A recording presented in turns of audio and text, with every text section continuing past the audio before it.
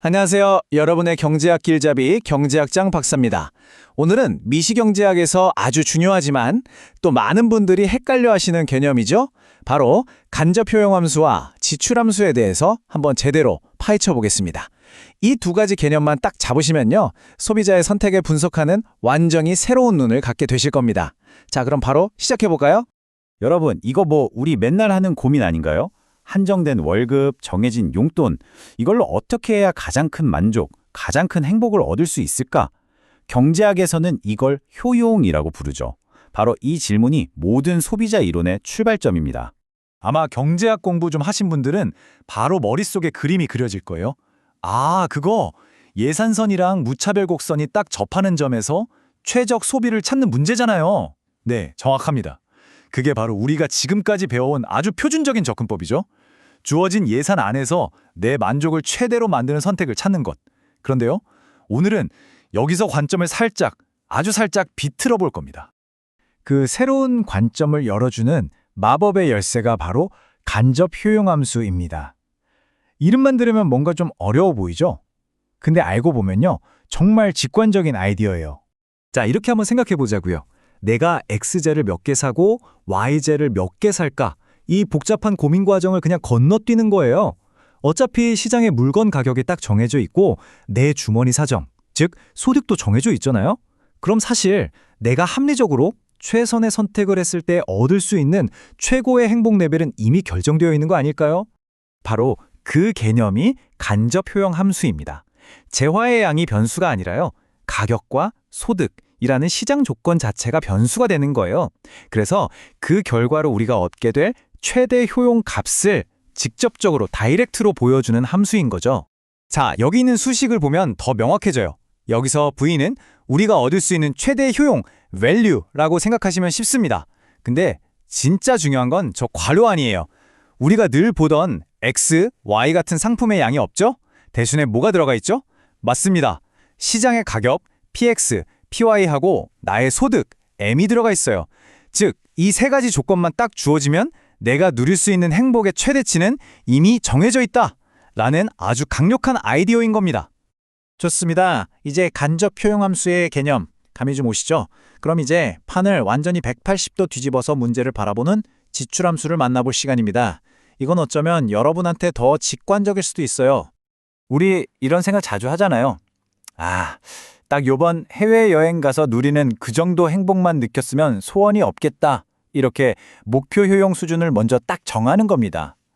그리고 나서 스스로에게 묻는 거죠. 좋아, 그럼 그 행복을 얻으려면 돈이 최소한 얼마나 필요하지? 이게 바로 지출함수의 핵심 아이디어예요. 내가 목표로 하는 효용 수준 U를 달성하기 위한 최소 비용, 즉 최소 지출액 expenditure가 얼마인지를 계산해주는 함수죠. 이번에는 효용이 주어진 값이고 돈이 결과물이 되는 순서가 완전히 반대인 셈입니다. 수식을 보면 그 차이가 더 분명하게 보이죠. 자, E는 최소 지출액을 의미하고요. 괄호 안에 변수를 한번 보세요. 가격인 PX, PY는 똑같이 있는데 소득 M 대신에 뭐가 들어가 있죠? 네, 바로 목표 효용 수준인 U바가 들어가 있어요. 그러니까 시장 물가랑 내가 얼마나 행복해지고 싶은지만 딱 정하면 그 목표를 이루기 위한 최소 예산이 얼마인지 똑똑하게 계산해주는 함수인 셈이죠. 이제 명확하게 비교가 되시죠? 효용 극대화 문제는 주어진 예산이라는 틀 안에서 최고의 행복을 찾는 거고요. 지출 극소화 문제는 내가 정해놓은 행복을 가장 싼 값으로 달성하는 방법을 찾는 거예요. 질문의 방향만 다를 뿐 사실은 같은 지점을 향하고 있다는 느낌이 오시나요? 바로 그 지점에서 경제학의 아주 우아하고 아름다운 개념, 쌍대성이 등장합니다. 이 전혀 달라 보이는 두 함수가 사실은 어떻게 완벽하게 연결되는지 그 비밀을 한번 파헤쳐 보겠습니다. 자, 이쯤 되면 이런 생각이 드실 수 있어요. 교수님, 들어보니까 이 두 함수는 결국 똑같은 답을 찾는 그냥 다른 방법 아닌가요? 바로 그겁니다. 핵심을 정확히 짚으셨어요. 이 둘은 서로 다른 길에서 출발하지만 결국에는 같은 정상에서 만나는 두 개의 등산로와 똑같습니다. 이 그래프가 모든 걸 말해줍니다. 한번 보세요. 주어진 예산으로 효용을 극대화하면 저 S점이라는 최적의 소비점에 도달하게 되죠. 근데 이제 반대로 해보는 거예요. 저 S점이 주는 그 효용 수준을 목표로 삼고 이 행복을 얻기 위한 최소 비용을 계산하잖아요. 그러면 기가 막히게도 정확히 같은 예산으로 바로 저 똑같은 S점에 도달하게 됩니다. 출발점은 달랐지만 최적의 해는 완벽하게 일치하는 거죠. 이렇게 하나의 최적화 문제를 다른 관점에서 뒤집어서 표현할 수 있는 관계를 우리는 쌍대성 관계에 있다고 부릅니다.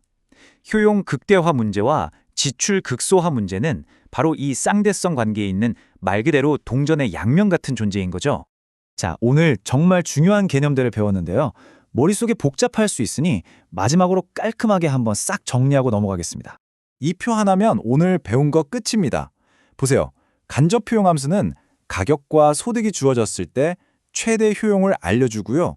반대로 지출 함수는 가격과 목표 효용이 주어졌을 때 최소 지출을 알려줍니다. 입력값과 결과물이 서로 크로스되는 이 관계, 이것만 확실히 기억해 두시면 절대 헷갈리지 않을 거예요. 그런데 이걸 왜 이렇게 중요하게 다루는 걸까요? 바로 현실의 경제정책 효과를 분석하는 데 있어서 정말 강력한 도구가 되기 때문입니다. 예를 들어서 정부가 유류세를 올렸을 때 운전자들의 행복 수준, 즉 효용이 얼마나 떨어졌는지, 혹은 세금 인상 전과 똑같은 수준의 만족을 얻게 해주려면 소득을 얼마나 보전해줘야 하는지, 이런 것들을 숫자로 정확하게 계산할 수 있게 해주는 거죠. 자, 오늘 내용을 마무리하면서 여러분께 질문 하나를 던지겠습니다. 만약 정부가 휘발유에 세금을 부과해서 기름값이 올랐다고 해봅시다. 오늘 배운 이 간접 효용 함수와 지출 함수를 이용해서 이 정책이 운전자들의 후생에 어떤 영향을 미치는지 어떻게 설명할 수 있을까요? 한번 깊이 고민해 보세요. 이 질문에 대한 답을 찾는 과정에서 여러분은 이미 한 단계 더 성장한 경제학도가 되어 있을 겁니다. 오늘 내용은 여기까지입니다. 정말 수고 많으셨습니다.